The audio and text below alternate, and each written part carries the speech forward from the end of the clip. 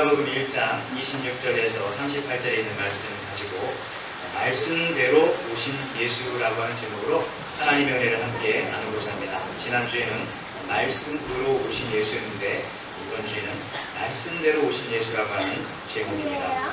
여러분 한국 소식을 얼마나 여러분 관심이 있습니까?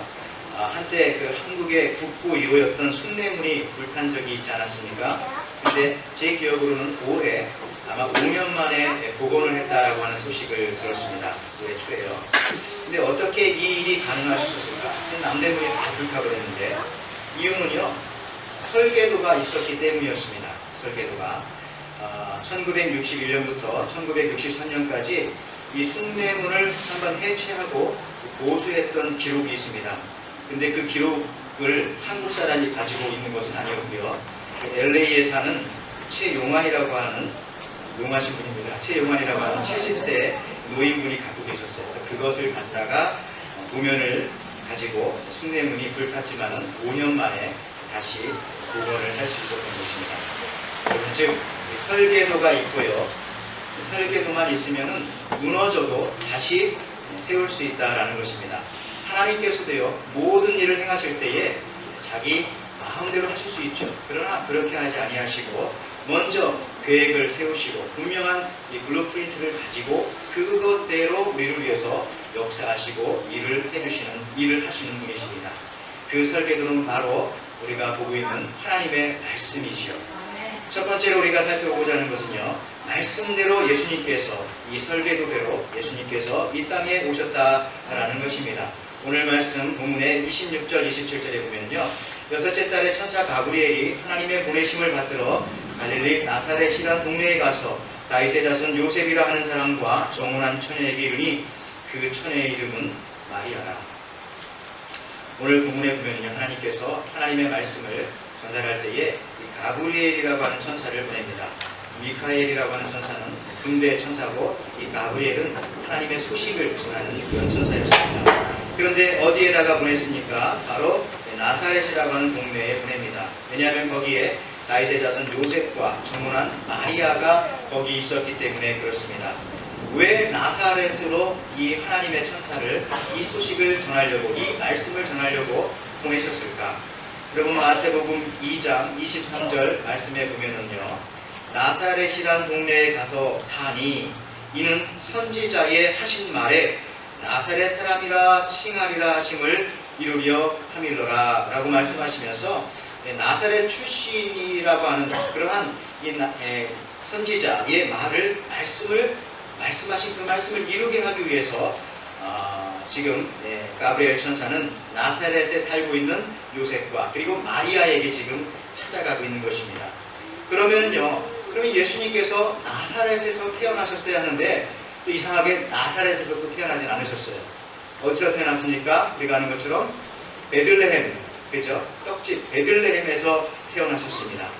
그것은 또 왜 그럴까? 역시 이것도 하나님의 말씀에 의해서 그 말씀을 이루기 위해서 이 베들레헴에서 태어나신 것입니다. 마태복음 2장 6절 말씀에 보시면요, 또 유대 땅 베들레헴아, 너는 유대 고을 중에서 가장 작지 아니하도다. 내게서 한 다스리는 자가 나와서 내 백성 이스라엘의 목자가 되리라 하였음이니라.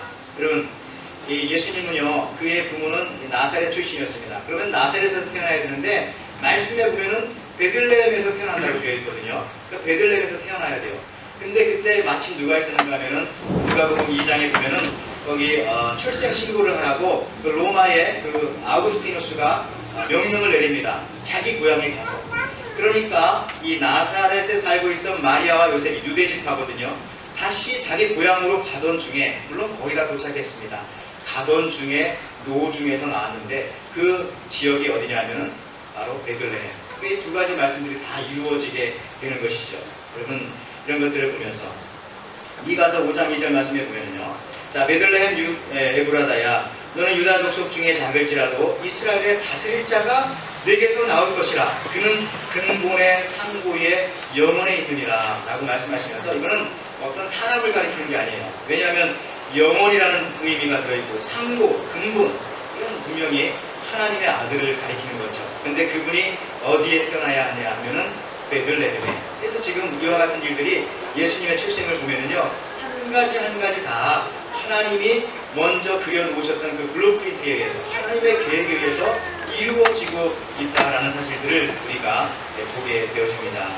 여러분, 예수님도요, 이 설계도에 의해서, 하나님의 계획에 의해서 그 말씀을 이루기 위해서 이 땅에 오셨습니다. 그러므로 우리가 성경을 보면 늘 예수님을 만날 수가 있습니다. 예수님을 신비한 체험, 기적 이런 거 우리가 무시할 수 없죠. 그런데요, 진짜 예수님을 만날 수 있는 유일한 길은, 가장 완벽한 길은 바로 하나님의 계획, 하나님의 설계도인 바로 이 하나님의 말씀, 이 말씀을 보면은 우리가 예수님을 만나고 있는 것입니다. 여러분들도 지금 하나님의 말씀을 보고 듣고 있지 않습니까? 지금 이 시간이 바로 여러분들이 예수님을 만나는 시간이라는 것이죠. 여러분, 우리에게 지도가 있고 나침판이 있다고 하겠습니다. 어느 지역을 찾아가기 위해서. 근데 무엇이 더 중요할까요? 어떤 게 지도와 나침판 중에 무엇이 더 중요할까? 저는 일단 지도가 중요하다고 생각합니다. 지도가. 나침판은 없으면은 어디가 북쪽인지는 밤에 북극성을 보고도 알 수가 있고요. 해가 뜨고 지는 걸 보고도 어느 정도 가늠할 수가 있어요. 근데 지도가 없으면은 어떻게 우리가 찾아갈 수 있을까? 나침판만 보고는 갈 수 없다라는 얘기죠. 하나님의 말씀인 이 지도와 같은 지도가 우리에게 있어야 되는데, 여러분 생각해 보세요. 이 나침판만 보고, 여러분 나침판은 항상 북쪽을 가리키죠. 나침판만 보고 내가 걸어간다면은 정말 이 북극에 이룰 수 있을까요? 이 노스폴에 이룰 수 있을까요? 진짜 궁금하기 때문에 어떤 사람이 그걸 또 그대로 해봤대요. 역사적으로 보면 탐험가나 이런 사람들이 궁금하면 못 참아 하는 사람들이 해보죠. 그래서 실제로 좋은 나침판을 가지고 북쪽을 가리키는 대로 계속 걸어갔어요. 계속 걸어갔어요. 그러면은 이론대로 하면은 북극에 노스폴에 도착해야 되는데 도착하지 않고 어디에 도착했는가 하면은 이 북극으로부터 약 남동쪽 150km 지점인 캐나다의 어떠한 그 마을에 도착하게 된다고 합니다. 실제로 그렇게 보면. 왜 그러냐? 그 밑에 철광석이 어마어마하게 많이 땅속에 들어있어요. 그러니까 이 북쪽쯤 가가지고 더 자석 같은 철이 많이 있는 그쪽으로 이렇게 휘어지는 거죠. 그걸로 다 가게 된다는 얘기입니다. 이런 것들을 보면서, 야, 우리가 하나님을 만날 때, 그래, 감각, 느낌, 경험, 신앙의 연륜, 체험, 기적, 다 중요합니다. 다 중요하지만은 비슷하게 가는데 마지막에 가서 확 바꿔지면 어떡하려고. 마찬가지입니다. 정말 우리가 정확하게 하나님을 만날 수 있는 곳은, 예수님을 만날 수 있는 곳은 바로 하나님의 모든 계획과 하나님께서 우리에게 주신 이 말씀 속에 정확한 이 성경 말씀 속에 있다라는 것입니다. 그래서 우리가 정확히 말씀만 볼 수 있다면은 우리가 하나님의 뜻과 내게 계획하신 일들, 앞으로 내게 하나님께서 어떻게 나를 통해서 역사하실 것인가, 이러한 것들까지도 어떻게 보면은 정확하게 알 수 있는 것입니다. 여러분, 심지어 예수님조차도요, 오늘 보시잖아요. 예수님조차도 하나님께서 말씀해 주신 이 말씀을 따라 오시잖아요. 말씀을 따라. 말씀하신 대로 그대로 그걸 이루시면서 오시는 모습을 볼 때에 하나님이신 그분이, 하나님의 아들이신 그분이, 하물며 우리는 어찌 해야 하겠습니까? 여러분, 이스라엘 백성들도요, 땅이 없어도 그들이 2000년 동안이나 자기 땅이 없이 방황을 했잖아요. 세계 여러 곳에 방황했지 않습니까? 근데 2000년이 지난 다음에, 2000년이 지났는데도 그들이 아직도 건재할 수 있었던 것은 그들이 바로 하나님의 말씀을 가지고 있었기 때문에 그렇다는 거죠. 물론 그들은 구약만 가지고 있죠. 토라라고 하는 것을 중심으로 구약만 가지고 있는데, 어쨌든 그것이 있었기 때문에 그들이 세계 방방곡곡 여러 곳에 흩어져 살고, 그리고 2000년이라고 하는 이 어마어마한 시간이 지났는데도 그들의 민족이 없어지지 않고 다시 자기의 나라를 재건할 수 있었던 것이다. 무엇입니까? 그들이 바로 설계도를 가지고 있었기 때문에 그렇다라는 겁니다. 우리 인생도 그런 것이죠. 우리 인생도요, 우리가 세상 사람들보다 기쁘고 희망이 있고 능력이 있는 인생을 살 수 있는 것은 우리는 인생 설계도를 가지고 있는 사람들입니다. 그렇죠? 하나님 말씀을 통해서 날마다, 그리고 이렇게 말씀 들으면서 내게 계획하신 하나님의 그 계획을 날마다 확인하면서 이 방향으로 맞게 가고 있다, 이걸 확인하는 그 시간이 바로 이렇게 말씀 듣는 시간이고 하나님 앞에 예배드리는 이 시간인 줄 믿습니다. 여러분, 하나님께서도요, 우리 인간들을 만드실 때 설계도가 있어요. 다 설계도를 가지고 만드셨죠. 뭐 대충 막 하나님이 흙으로 뭐 빚어서 만들었다니까 이렇게 만들다가 뭐 집어던지고 뭐 그렇게 하지 않으셨다고요. 다 설계도를 가지고 만들어 주셨어요. 한 가지 제가 성경에서 예를 들어보자면요. 여러분 창세기 1장 27절 말씀, 우리가 너무 사랑하는 말씀이죠. 하나님이 자기 형상, 곧 하나님의 형상대로 사람을 창조하시되 남자와 여자를 창조하시고. 여러분 하나님 우리 인간들을 만드실 때에 바로 설계도를 가지고 만드셨는데 그 설계도가 무엇이냐면은 그 중에 하나가 하나님의 형상대로 만들어 주셨다.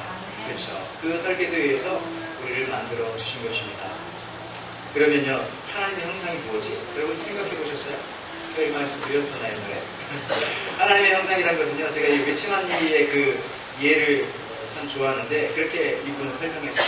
뭐라고 그랬냐면 사람들이 장갑 만들잖아요. 여기는 뭐 장갑끼리 하와이인 걸로 없지만 장갑을 만들 때 무슨 모양을 따라서 만듭니까? 손 모양. 양말은 무슨 모양을 따라 만들죠? 나의 모양. 이런 식으로. 그러면 하나님께서 자기의 모양 따라서 자기의 형상대로 우리를 만들어 줬다라고 하는 것은 장갑에 손을 집어넣듯이 양말에 발을 집어넣듯이 하나님께서 우리 속에 들어오시기 위해서, 하나님께서 나와 함께 사시기 위해서 하나님의 형상대로 우리를 만들어 주셨다라는 사실입니다. 이게 바로 인간을 만든 설계도죠. 요한복음 14장 20절 말씀에 그래서 이렇게 말씀하십니다. 그날에는 내가 아버지 안에 너희가 내 안에 내가 너희 안에 있는 것을 너희가 알리라. 그렇죠? 지금도 예수님께서 우리 속에 들어와 계십니다. 그렇죠? 우리 또 예수님의 말씀 안에, 예수님 안에 우리가 있습니다. 이건 아무렇게나 되는 게 아니고 하나님의 설계도로, 하나님의 말씀으로 그렇게 창세기 1장 27절에 말씀하셨다라는 얘기입니다. 그러면은요, 우리가 이 하나님의 형상을 닮아가려면 어떻게 해야 되는가? 하나님의 이 형상을 하나님의 설계도대로 살려고 하면 우리가 어떻게 해야 되는가? 뭐 연구한다고 우리가 하나님의 모습을 우리가 얻을 수 있는 거 아닙니다. 뭐 공부한다고 다 되는 거 아니에요. 신학 박사 치고 예수님 또 잘 믿는 사람이 그렇게 많지 않지 않습니까? 또 뭐 추적해본다고 뭘 이렇게 어떻게 되나 추적해보자, 조사해보자, 그런다고 되는 거 아닙니다. 성경은 히브리서 12장 2절에 말씀하잖아요. 믿음의 주에 온전케 하시니 예수를 바라보자. 바라보는 것으로 되는 겁니다. 보는 것으로 되는 거죠. 더 쉽게 말하자면 오늘 말씀과 연결시켜보면은 하나님의 말씀을 보면 되는 거죠. 계속해서 보고 또 보고, 사랑하니까 또 보고, 그냥 궁금해서 또 보고, 좋아서 또 보고, 보다 보면은 우리가 예수님의 형상을, 하나님의 형상을 닮아가게 된다는 거죠. 얼마나 간단합니까? 하나님의 말씀을 보면 되는 거죠. 요한복음 5장 39절 말씀에 그래서 이렇게 말씀했습니다. 너희가 성경에서 영생을 얻는 줄을 생각하고 성경을 연구하거니와 이 성경이 곧 내게 대하여 증언하는 것이니라. 그래서 이 성경을 계속해서 보면은요, 결국은 내게 대하여 증언하는 것이다. 예수님에 대하여 증언하는 것이기 때문에 우리가 결국은 주님을 보고 주님을 만나고 주님처럼 우리가 자꾸 변해갈 수 있다는 것입니다. 그래서 성경을 계속 보면은 예수님이 보여요. 나도 모르게 예수님이 닮아가는 것입니다. 닮아가는 것이죠. 그래서요, 우리 에덴교회 안에도 어린이들이 있잖아요. 그렇죠? 우리 에덴교회 안에도 어린이들이 있습니다. 누가 있나요? 할인이 있고, 유민이, 다민이, 아리, 시은시아, 되게 많은데 여기까지인가요? 좀 더 있는데, 저희 애들도요, 교회에서 자랐죠. 목사의 아들이니까. 이런 게 참 좋아요. 여러분의 자녀들도 혹시 그렇다면, 여러분의 손자들도 그렇다면, 교회에서 좀 자라게 하면 좋을 것 같아요. 왜냐하면, 계속해서 하나님의 말씀을 듣고, 하나님의 말씀을 보고, 십자가를 바라보고, 교회 생활을 날마다 바라보니까, 자기도 모르게 예수님 닮아가더라고요. 예를 들어서 이런 겁니다. 애들이 막 소꿉놀이 하다가도요, 다른 애들 같으면, 야, 우리 저쪽 가서 놀자, 이렇게 얘기했는데, 제가 보니까 그 교회에서 말씀 보는 애들이 이렇게 말하더라고요. 야, 우리 저쪽 가서 사역하자. 놀이터에서 놀다가, 야, 우리 저쪽 가서 사역하자. 들은 거예요, 그 단어들을. 자기도 모르고. 우리 성경이 아니라 TV 같은 거 보다 봐도요, 딱 보면 알잖아요. 이렇게 토크쇼라든지 이런 데 나와서 작가, 그래서 드라마 같은 거 보더라도 그들이 쓰는 단어를 보면, 야, 저 사람은 크리스찬이다. 알아도 되고. 야, 저 사람은 불교 사람이구나. 거기서 쓰는 단어들을 자기도 모르게 쓰거든요. 자기도 모르게. 마찬가지입니다. 우리가 하나님의 말씀을 보다 보면은요, 하나님의 성경 말씀을 보다 보면 나도 모르게 그 설계도에 의해서 지어지게 되어지고 예수님의 형상, 하나님의 형상을 닮아가게 되어진다라는 겁니다. 여러분, 제가 오늘 비도 오니까 여러분의 생활과 직결되는 돈 이야기를 좀 할게요. 돈 이야기. 여러분, 다 존귀하고 다 부유하고 싶죠? 사실입니다. 전 그렇게 되기를 바랍니다. 다 존귀할 뿐만 아니라 다 부유하게 되면 참 좋겠어요. 단 하나님을 떠나지 않는 가운데서, 그 정도에서. 그런데요, 우리가 설계도를 가지고 있으면요, 이 길을 찾을 수 있어요. 이 길을. 쉽더라고요. 내가 존귀와 부를 가질 수 있는 길, 다른 데 가서 찾으면 안 돼요. 하나님 말씀 속에 그 길이 있더라고요. 부와 길을 어디서 찾아야겠어요? 어디서? 제 식당 가라면요, 잃어버린 데서 찾으면 됩니다. 잃어버린 데서. 어떤 사람이요, 뭘 열심히 막 찾고 있어요. 근데 깜깜한 밤에 찾고 있는데 보니까 어디서 찾는가 했더니 이 가로등 밑에서 뭘 확 찾고 있어요. 그 옆 사람이 와서 막 도와줬죠. 막 뭘 찾는지 모르지만 뭘 찾는가.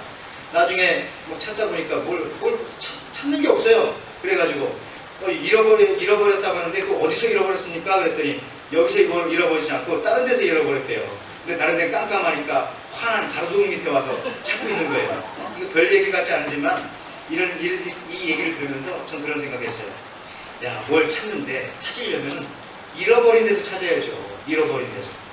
그렇다면 말이죠, 우리도 마찬가지입니다. 우리와 예를 들어서 우리가 존귀와 부, 이거 갖고 싶죠. 원래 우리를 존귀하게 만드셨거든요, 하나님께서. 이걸 찾고 싶죠. 어디서 찾으면 되겠어요? 잃어버린 데 가서 찾으면 된다고요. 근데 어디서 잃어버렸는가? 하나님 안에서 우리가 잃어버린 것을 잃어버렸다니. 여러분, 역대상 29장 12절 말씀에 이렇게 나옵니다. 부와 귀가 주께로 말미암고, 그러니까 부한 것과 존귀한 것이 주께로 말미암고, 또 주는 만물의 주제가 되사 손에 권세와 능력이 있사오니 모든 사람을 크게 하심과 강하게 하심이 주의 손에 있나이다. 이게 다윗의 고백이에요. 어디서 찾았는가 하면은 잃어버린 곳에서 찾아야 되는데, 그 잃어버린 곳이 어디냐 하면은 하나님 안에서, 말씀 안에서만 우리가 이 길을 찾을 수 있다는 것입니다. 간단한 방법이에요. 여러분, 다른 곳에서 찾아봤자 찾았지만 그거 나중에 보면 가짜예요. 그것 때문에 힘들어질 때도 있어요. 그건 그렇습니다.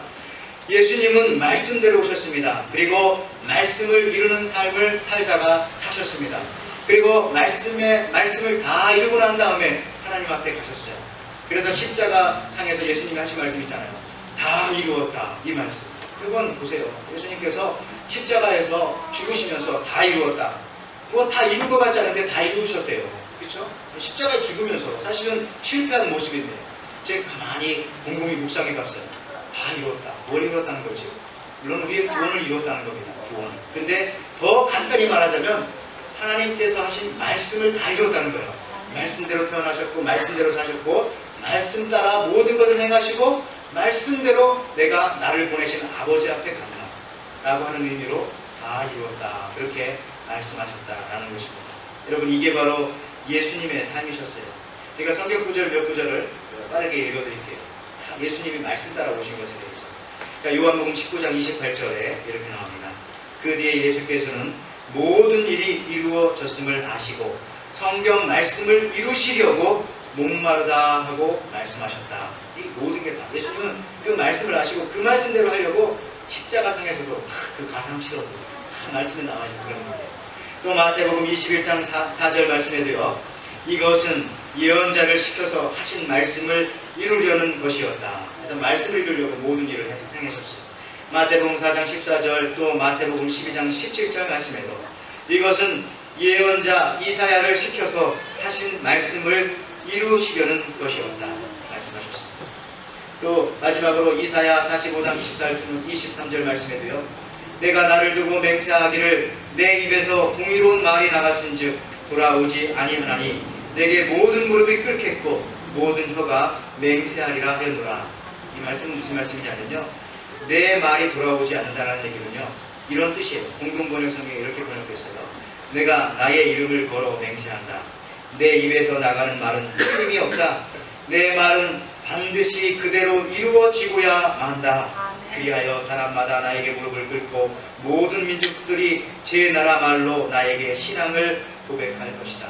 여러분, 하나님의 말씀은 반드시 그대로 이루어지고 만다라고 말씀하셨습니다. 예수님은 그 말씀대로 사셨고 그 말씀을 이루어내셨습니다. 결국 우리가 예수님을 따라 산다라고 하는 말은 바로 예수님의 말씀대로 살아가는 거죠. 성경 말씀대로 살아가는 겁니다. 예수님도 그렇게 하셨는데 우리가 감히 무언데. 여러분, 두 번째로 우리가 하나 더 살펴보고자 하는 것은요, 말씀대로 지어진 이름 예수님이십니다. 말씀대로 지어진 이름 예수.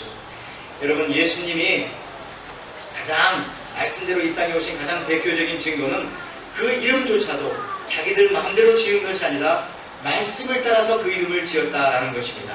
오늘 본문 31절 말씀에 보면은 보라 내가 수태하여 아들을 낳으리니 그 이름을 예수라 하라. 그래서 이 이름도 말씀 따라서 지었다라는 얘기죠. 이름이 참 중요합니다. 뭐 아무렇게나 이름 짓는 사람 없겠죠, 그죠? 우리 이름도 다 좋은 이름들이에요. 근데 아무렇게나 이름 짓는 것 같은 사람도 있긴 있더라고요. 이렇게 한국 이름을 조사해봤더니 역대 대통령 이름을 따라 지은 사람들이 많더라고요. 제 1위가 누군지 아세요? 1위가 한국 사람들 중에 2554년이 몇 년도 통계인지 잘 모르겠어요. 박정희라고 하는 이름을 가지고 있다고 합니다. 2위는 누구겠어요? 2위는요, 여러분. 2위는 역대 대통령이라고 했던 그 지도자 이름 중에 2위는 한국은 아니고 북한입니다. 김정일입니다. 김정일. 네, 1458년. 북한 이름. 김일성보다 더 나아요. 뭐 7위는 뭐 노태우 28명, 뭐 전두환은 한 표 차이로 27명. 이렇게 쭉 나가요. 그다음 마지막에 이제 윤보선 대통령이 뭐 20. 임금님이라고 하는 이름을 가진 사람이 한 명 있어요. 임금님. 진짜 대단한 대통령이에요. 임금님. 근데 어떤 사람은 또 이런 이름도 있어요. 뭐 100원. 근데 이씨예요. 200원. 이런 사람도 있고. 또 어떤 사람은 뭐 자야. 이름이 자야예요. 근데 성이 남씨야. 남자야. 근데 어떤 사람은 또 이름이 잔연. 근데 성이 여씨예요. 여자년. 이런 사람이 한 명씩 있어요. 근데 이런 이름도 있잖아요. 흔한 이름. 상봉. 우리 교회 안에도 계시죠. 상봉. 근데 이분 성이 현상봉. 근데 7명이나 된대, 한국에 이런 사람이. 이름을 이렇게 장난처럼 짓는지. 어떤 사람은 애인. 근데 성이 장입니다. 장인 2명. 또 어떤 사람은 애자라는 이름 많죠. 근데 성이 장씨예요. 혹시. 그래서 71명. 장애자. 또 국인이라고 하는 사람인데 성이 한국인. 뭐 이런 사람도 있고요. 글쎄, 예수님이라고 하는 이름을 가진 사람은 2명이나 있어요. 한국에. 이건 아마 2단 사이에 어떤 사람이 가서 자기 이름을 붙인 것 같아요. 예수님이라고 하는 이름이, 예수라는 이름이 2명. 근데 일령이라고 하는 이름이 있는데 성이 주씨. 또 어떤 사람은 이자라고 하는 이름이 있는데 성이 주씨. 어떤 사람은 바지라고 하는 이름이 있는데 성이 강씨. 이상하죠. 어떤 사람은 또 귀녀라고 해서 귀녀. 근데 이름이 성이 방씨예요. 7명이나 되네요. 방귀녀. 참 이상해요. 태. 이름이 태인데 성이 변씨예요. 3명이더라고요. 변태. 근데 제가 이런 걸 보면서 이렇게 이름을 이렇게 짓나. 참 보여. 이름이 보여인데 성이 안씨예요. 안 보여. 신중인데 성이 임신. 이런 사람. 그만하겠구나. 예, 시간이 아깝습니다. 근데 이런 걸 보면서 이름을 어떻게 이렇게 짓는 사람이 있는가. 그래서 요즘에는 한국에 이제 법으로 바뀌었어요. 이름을 바꿀 수 있는 그 법이 새로 생겼더라고요. 옛날에 그냥 너무 아무렇게나 짓고 왜 그랬는지. 다들 그냥 이름이. 근데 여러분들 이름은 참 좋죠. 제 이름은요, 인석진. 이는 도장인자에다가 석은 돌석이라고. 돌석 아니고 주석석이에요. 주석석. 해석하다 할 때, 주석 성경할 때 이름 잘 지신 것 같아요. 그 다음에 진은 다할진. 그래서 어떤 진리 진짜가 변해더라고요. 그래서 진리를 해석하는 사람 참 좋은 것 같아요. 이런 대로 잘 제가 이 일을 하고 있는 것 같아요. 여러분, 그 조선시대에 문영이라고 하는 사람이 있었어요. 문영. 이 사람이요, 천을 개발했어요. 천을. 근데 이 사람이 그 자기 천을 개발해놓고 이름을 붙였어요. 이름은 문영인데 약간 이름을 바뀌어가지고 무명이라고. 그래서 여러분, 무명천이라고 하는 게 바로 이 사람이 발견한 겁니다. 이 사람의 형이 누구냐면은 물레예요. 물레. 그래서 여러분, 실을 뽑는 물레이잖아요. 이름을 물레라고 했어요. 진짜 그렇습니다. 네. 그 다음에 이런 경우 많죠. 브라운관이라고 하는 사람이 1897년에 독일에서 찰스 페르라도 브라운이 브라운관을 개발했어요. 그리고 자기 이름을 붙여서 TV 브라운관이라고 이름을 붙였고요. 또 1898년에는 루돌프 디젤이라고 하는 사람이 엔진을 만들어 놓고 그 이름을 이제 디젤 엔진이라고 해서 그렇게 이름을 붙였어요. 여러분, 뭐 한국 드라마에도 보면 그렇잖아요. 저는 안 봤어요. 근데 해를 품은 달에 보면은 세종대왕이 나온다면서요. 근데 원래 세종대왕의 이름이 뭔지 아세요?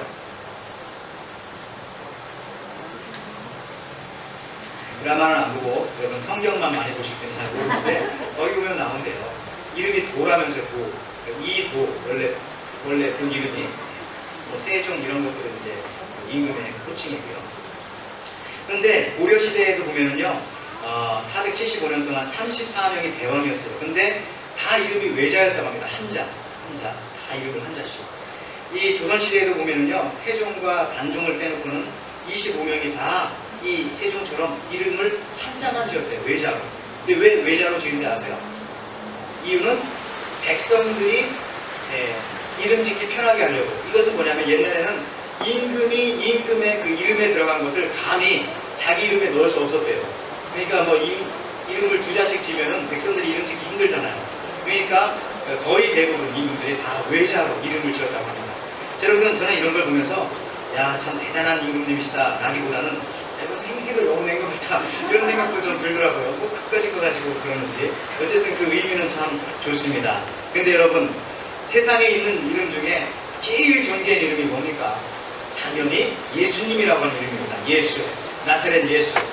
오늘 본문에 나오는 바로 천사가 일러준, 하나님이 가르쳐줘서 천사가 일러준 그 이름 예수.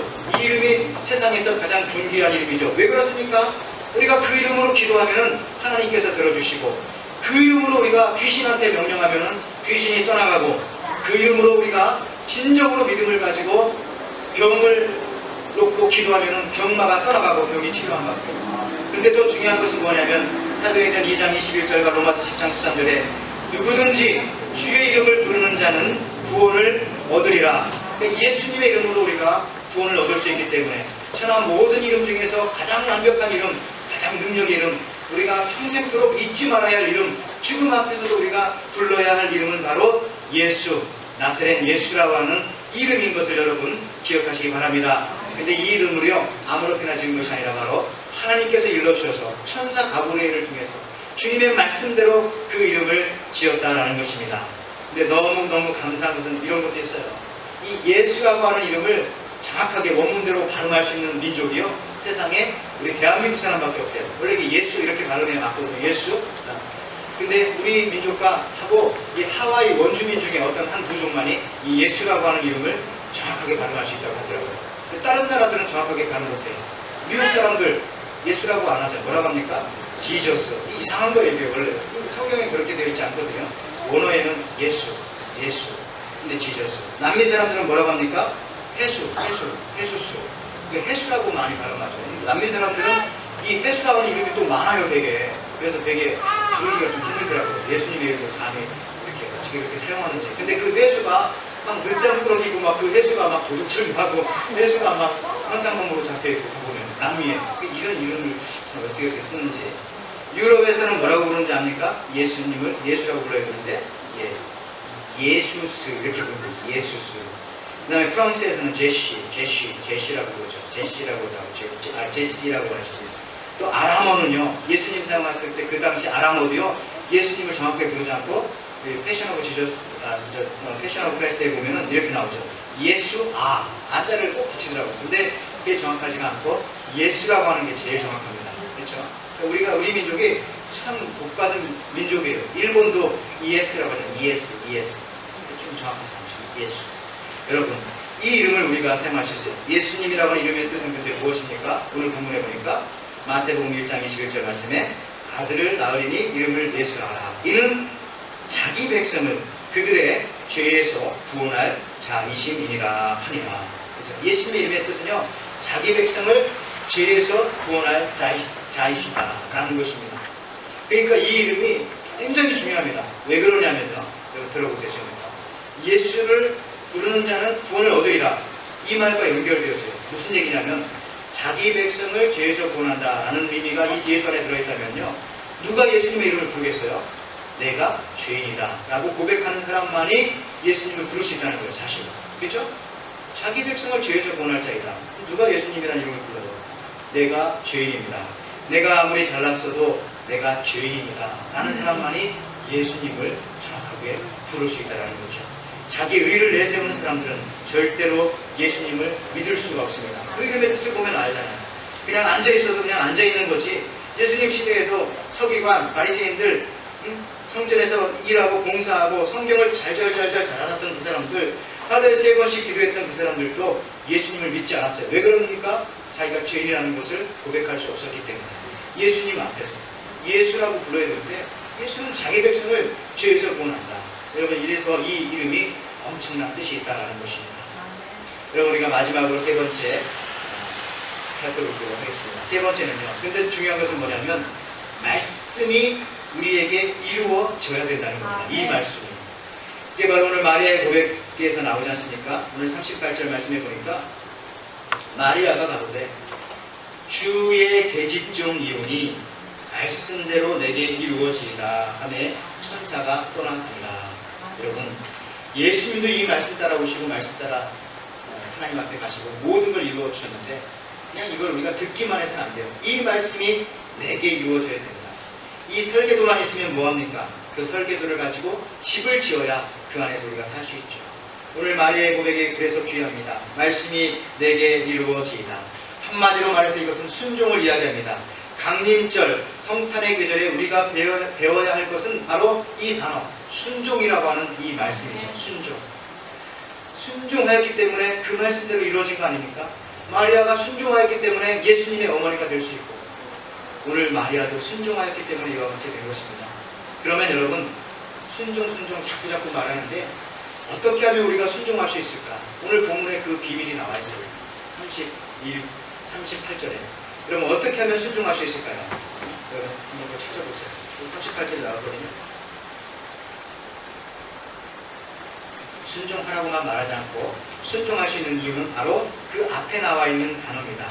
말씀대로 내게 이루어지다 앞에 나와 있는 단어, 주의 계집 종이오니. 그렇죠. 내가 종입니다 라고 말하는 사람만이 순종할 수 있어요. 내가 하나님 앞에 종입니다. 내가 그냥 서번트입니다. 내가 주님 시키면 뭐든지 다 할 수 있습니다. 왜? 나의 주님은 신실하시기 때문에 나를 많은 길로 가게 만들지 않을 것을 내가 알기 때문에. 내가 이것을 아멘이라고 고백해도 내가 내 속에 예수라고 하는 이 생명이 잉태되어도 요셉이라고 하는 내 정혼한 사람이 나를 돌로 쳐 죽이지 않을 것이기 때문에 내가 이렇게 아멘 하더라도 내 인생이 여기서 끝나지 않고 오히려 더 존귀하게 될 것을 내가 알기 때문에 내 주인이신 우리 하나님은 그렇게 해주실 것을 내가 믿기 때문에 라고 하는 고백이 바로 내 말씀대로 내게 이루어지다 하신 그 앞에 있는 말씀, 내가 계집종 이오니 라고 하는 그 말씀입니다. 여러분, 이 고백이 우리한테 이루어질 때만이 이걸 로드십이라고 하죠. 내가 주님을 주인으로 모시는 이 고백이 있을 때만이 우리가 순종할 수 있다라는 것입니다. 여러분, 이 고백이 없으면 안 되죠. 이 고백이 없으면 아무리 말로만 순종이죠. 아무도 순종할 수 없어요. 그럼 다윗이요, 밧세바를 범하고 범죄했을 때에 나단 선지자가 다윗한테 왔죠. 오면서 와서 비유를 베풀었어요. 다윗이 왕이니까 나단도 아마 무서웠을 거예요. 그러니까 직접적으로 당신이 죄를 졌습니다 라고 말하지 않고 비유를 베풀었어요. 무슨 비유를 베풀었어요? 어떤 마을이 있는데 그 집에 아주 양을 많이 가지고 있는 이쪽 한 부자가 있고 정말 하나밖에는 양을 가지고 있지 않은 아주 가난한 사람이 하나 있는데 어느 날인가 이 부자가 자기가 이 한 마리밖에 가지고 있지 않은 이 양을 빼앗았다. 그리고 나서 이 사람도 죽이고 이런 비유를 베풀었어요. 이런 나쁜 사람이 있습니다. 그랬더니 이 다윗이 뭐라고 하잖아요. 이 나단의 얘기를 듣고 막 화를 내면서 그래! 그럼 그놈을 죽여라! 이렇게 말했다고요. 그놈을 죽여라! 그랬더니 뭐라고 했어요? 나단이 그게 바로 당신입니다. 이렇게 말했어요. 자, 이때 다윗이 깜짝 놀랐죠. 근데 여기서 중요한 게 뭐냐면 이겁니다. 다윗이 그때까지만 하더라도 내가 누군지를 몰라는 거예요. 내가 누군지를. 그러니까 나단이 이런 비유를 베푸는 거죠. 중요한 건 그거예요. 다윗이 내가 누구인지를 몰랐다는 거죠. 자기가 왕이 되고 보니까 잘 되고 보니까 높아지다 보니까 내가 누군지조차도 잃어버리고 있었다는 거죠. 그 다음부터 이제 다윗이 내리막길을 걷기 시작했고 물론 나중에는 회개하고 하나님으로부터 어느 정도 심판도 받고 이렇게 해서 다시 회복되어집니다만은 내가 누군지조차 몰랐을 때요. 그걸 가르쳐주는 나단이. 그렇기 때문에 그때 이와 같은 실패가 있었다. 그런데 오늘 마리아는 내가 누군지 알잖아요. 내가 하나님의 계집 종입니다. 제가 종입니다. 그러니 그 주의 말씀이 내게 이루어지기 원합니다. 주님의 말씀이 내 안에 잉태되어지기를 원합니다. 여러분, 개도 집에서 상남의 서열을 잘 안다고 하지 않습니까? 그래가지고 개 키워본 분들은 알겠지만 이게 개 본능이래요. 제일 집에서 아빠, 엄마, 뭐 애들 있으면 제일 강한, 보통 아버지가 강하다면 알아요. 어머니가 강아지면 어머니한테 그 개가 먼저 가서 친한 척하고 그 품에 딱 안긴대요. 그리고 나서 이 개가 나머지 사람들은 엄청 무시한대요. 이게 개 키우는 사람들은 다 얘기하더라고. 맞잖아요. 이게 이제 개의 본능이고 동물의 본능인데 지혜로운 것 같아요. 지혜로운 것 같아요. 우리도요, 누가 주인인지 빨리 알면 돼요. 그리고 그 주인의 품에 딱 안겨가지고 세상을 무시할 수 있어요. 세상을. 그래, 너희들이 떵떵거리고 살지. 근데 나는 지금 주님의 품에 있다. 이거 알면 되죠. 그 서열을 좀 빨리 깨달으시기 바랍니다. 그래서 나는 종입니다. 내 주인은 나를 온전케 하시는 것입니다. 여러분, 아인슈타인이 그런 말 했대요. 어제와 똑같은 일을 오늘 하면서 또 다른 내일이 있다고 믿는 것은 그건 미친 사람이다. 다시 한번, 어제와 똑같은 일을 하면서 내일 또 다른 내일이 있겠지 라고 믿는 사람은 그건 온전한 사람이 아니다. 정신이 온전한 사람이 아니다. 그렇게 말했어요. 무슨 얘기입니까? 여러분, 새로워지고 싶죠? 변해지고 싶죠? 더 나은 삶을 살아야죠. 예수 믿는데. 그러려면 어떻게 된다고요? 어제와 똑같은 일을 하면 안 된다고요. 오늘, 어제와 오늘이 달라야 되고 내일은 오늘처럼 달라야지. 이 고백을 해야 되는데 그 키워드가 뭐냐면 순종이라는 것이죠. 어제 순종하지 못했던 이 말씀, 내일은 이만큼은 더 나가야지. 내일은 이만큼은 더 내가 아멘으로 받아들이면서 순종해야지. 제 새벽 예배 때도 말했지만 털 가지고 있는 동물들 괴롭히는 방법 첫 번째는 불 가지고 있으면 털 가진 짐승은 되게 무서워요. 또 한 가지 여러분 괴롭히는 방법은 털 방향 반대로 쓰다듬어주면 되게 괴로워해요. 그래서 고양이 안고 있으면서 털 방향 반대로 쓰다듬으면서 아이고 귀엽다 그러면 고양이가 아마 여러분 손을 물을 겁니다. 근데 그런 사람이 있었는데 고양이가 이제 자기 주인이 그렇게 자기의 털을 반대로 쓰다듬어 주니까 고양이가 주인한테 이렇게 말했대요. 아유 주인님 너무너무 힘들어요. 그쪽으로 말고 반대로 좀 털을 쓰다듬어 주세요. 그랬더니 주인이 이렇게 말했답니다. 네가 방향을 바꾸면 되잖아. 네가 방향을. 간단하잖아요. 그죠? 주인은 이렇게 쓰다듬어 주면 그게 반대라면 내가 방향을 돌아서면 되잖아. 이게 바로 순종이라는 것입니다. 그렇습니다. 순종은요. 우리의 삶을 아름답게 만들고 우리의 삶을 능력있게 우리의 삶이 어제와 오늘이 다르게 내일을 더 영화롭게 만들어주는 것이 바로 오늘 마리아와 같은 그 순종, 내가 계실 중입니다 라는 그런 고백입니다. 제가 예화 하나만 말씀드리고 이제 말씀을 마치기로 합니다. 아프리카 선교사로 유명한 헨리 리처드 선교사가 계셨습니다.